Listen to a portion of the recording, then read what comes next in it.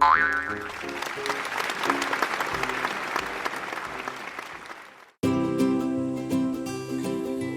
again, my favorite art students. As said in my earlier video, I'm going to teach you how to fold two basic origami pieces. The first being a rose. So this is my origami rose, and it looks a little bit different because the paper I took from a magazine and folded it. And I added some green construction paper leaves. But for the purpose of today's lesson, I'm just going to show you how to fold an origami rose using a blank piece of paper, because sometimes that's all we have at home. Okay, remember, origami is the art of folding paper. It comes from a long time ago from Japan, and it takes a lot of practice. So if you don't get it the first time, rewind this video, watch it again, try it again. Just like if you want to learn how to play soccer better, or you want to learn how to play the guitar better, you have to practice, practice, practice. This particular design is fairly easy. It's sort of like a beginner's design, and if you've already done it, well, try it again and then try it in a new way. Think of something, some kind of new idea you can add to this project. All right, so I have my blank piece of paper. I have a couple other items. For the rose, I do need a pair of scissors. If you have kid scissors, please use those. If you just have these big, ginormous adult scissors, please be careful, or ask an older brother or sister or somebody in your family, in your house, to help you cut it. Now, the rose actually starts with a square piece of paper, and I've told you this many times in art class, and showed you as well how to turn a rectangular piece of paper into a square. Now, paper just by itself, regular paper, is a rectangle, not a square, right? Because two sides are longer than the other. So we need to turn this piece of paper into a square.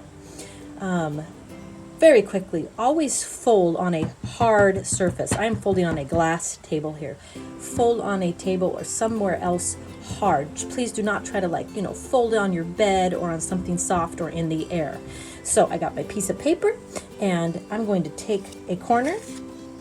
It doesn't matter which corner. I can show you a couple ways to do this, but I'm going to take this corner, and I'm just going to pull this corner up, up, up, up, up. I'm keeping it kind of even on this side and this side as I'm pulling it up, and I want to match the top fold here with the top of the paper. Pretty exact as I can. So that's pretty exact. See how it matches? It doesn't matter what corner you take, actually. I could also take this corner and do the same thing. I could fold it up, up, up, up, up, till it matches the top here. And if it's easier for some of you to do it this way, you could fold the paper down and match it. It really doesn't matter. My brain likes this corner, so I'm going to fold it up, up, up, up, up. Go nice and slow till I match it just about perfect. Remember, just take your time here. And when you think you got it, hold it down. I like to hold it down with one hand, and the other hand sort of smooths this paper down, and we fold on the fold. We crease it with our fingers. Now, the thing about origami, I will tell you right now, the better your folds, the better it's going to be in the end. So sometimes you really have to press, press, press those folds to make them nice and tight. Okay, now notice I have this extra piece over here, a long triangle, and you guessed it, I'm going to cut that piece off. I'm going to cut it off. So I'm going to just turn it around here because it's easier for me. I'm right-handed. If you're left-handed, or it's more comfortable for you to do it in a different way, please do so. And I'm going to snip, snip, snip that extra piece off. I'm going to save this, and I'll show you why at the very end. Because actually I can make even a smaller rose with the scrap paper. I always like to use whatever I can. So I'm going to set that off to the side here. All right, we got our ginormous rectangle here, right? Now the easiest way to go from here is to just fold this rectangle in half again this way. Remember, take your time. Try to fold right along the same lines. When you think you have it, hold it with one hand. The other hand can smooth down that fold and really press. Remember, really press those folds. Sometimes I like to use the side of my fingernail. Sometimes people like to use some other kind of object to help smooth out the edges, whatever you're comfortable with, okay? Now I just made a smaller triangle, and I'm actually just gonna open it up all the way here, okay? So now I have a square. It's a beautiful, perfect square. And if I put my finger right in the middle where the lines intersect, I can find the center. Some kids like to put a little dot in the middle to help them remember where the dot is at. You do not have to. I'm just going to put a little dot there. And I'm going to find my corners. Corner, corner, corner, corner. And all of these corners are going to get folded into the center. So the little corner here is going to get folded right into the center where it meets that dot. Hold it. Smooth it down like this. Remember, take your time. You're folding on a hard surface. Really make those folds nice. And however you like to do this, I kind of like to twirl it around, whatever you're comfortable with. The next corner to the center. Match it as best as you can. And fold that edge nice and tight. Got 2 more left here, 2 more corners to the center. And fold to the center and fold. And basically what I just created was a smaller square. All right, we're not finished yet. So now I just have 4 new corners. It's still a square, it just became smaller, so I'm just going to repeat the exact same directions. Corners to the middle. So here we go. Fold.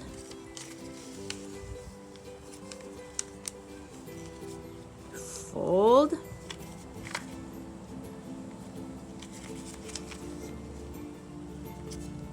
Fold, nice and tight. Now also keep in mind, if you're using a thicker piece of paper, it will be more difficult to fold. You can try many different kinds of paper, but maybe you just want to start with just kind of a regular piece of paper until you get it correctly to try something thicker, because it does become more difficult. All right, so I did that 2 times. I'm going to do it one more time. Corners to the middle, corners to the middle, corners to the middle.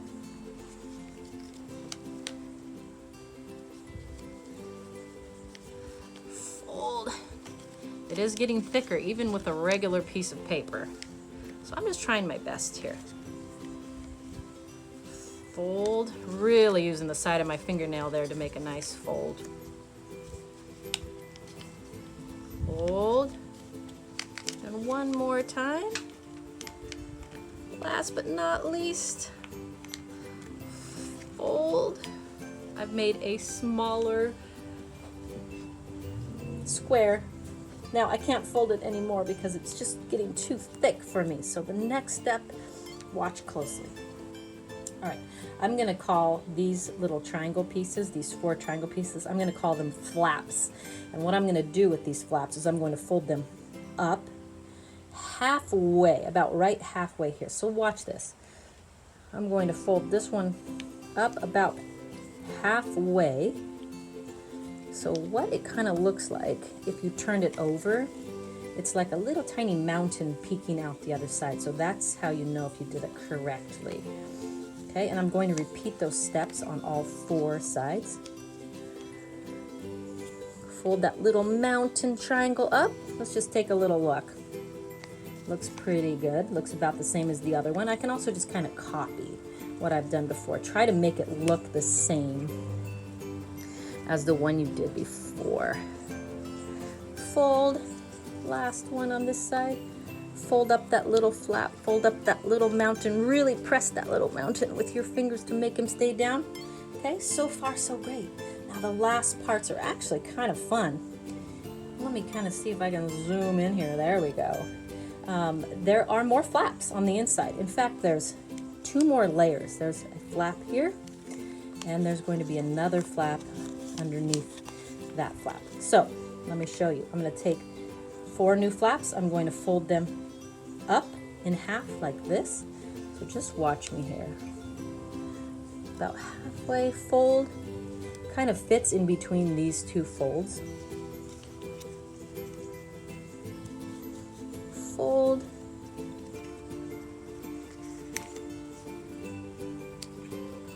Fold.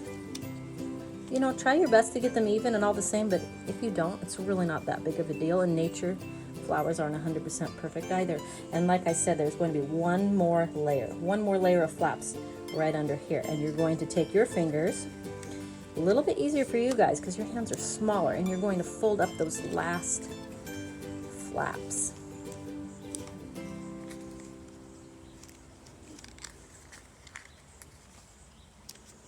So what you come up with at the very end is kind of just like an empty square in the middle there.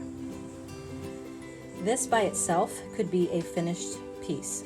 This by itself would be a great gift to give somebody, or maybe you have a different idea on what you want to turn this into. However, there's also lots of other things you can do. I was thinking it would be fun to write some kind of nice little note on the inside. You could also use markers to color it in, like the center of a flower, like yellow.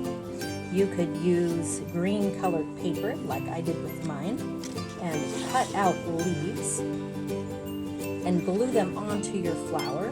And like I was telling you before, if you have other kinds of paper, try that too. This is actually from a magazine. I pulled out some pictures from a magazine. This would be a really cool flower. This rooster, I could fold that into a flower also. You could also use just regular like graph paper and fold a flower. The possibilities really are endless. It's up to you. I'm super excited to see what you guys come up with. Have fun creating an origami rose.